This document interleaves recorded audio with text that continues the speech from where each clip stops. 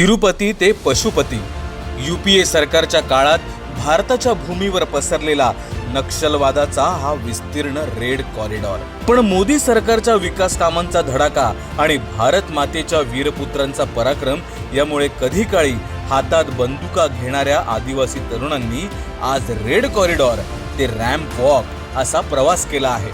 पण बंदुका उचलणाऱ्या हातांपेक्षा बंदुका उचलण्यासाठी तरुणांना प्रवृत्त करणारी मानसिकता हेच आजचं खरं आव्हान आहे. आणि म्हणूनच या स्वातंत्र्य दिनी मोदीजींनी देशाला सावध केलं.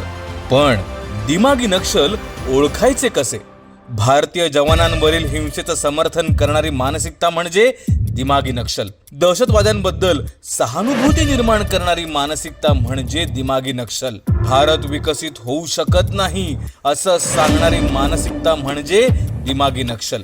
देशाच्या विकासाच्या वाटेत अडथळे निर्माण करणारी मानसिकता म्हणजे दिमागी नक्षल. प्रशासन, सुरक्षा व्यवस्था, न्याय व्यवस्था, संविधान आणि लोकशाही संस्थांविषयी फेक नरेटिव्ह पसरवून अविश्वास निर्माण करणारी मानसिकता म्हणजे दिमागी नक्षल.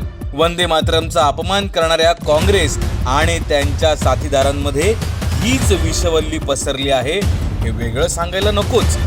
म्हणूनच मोदीजींनी इशारा करताच विरोधक स्वतःहून पुढे येऊन स्वतःला दिमागी नक्षल म्हणून घेतायत.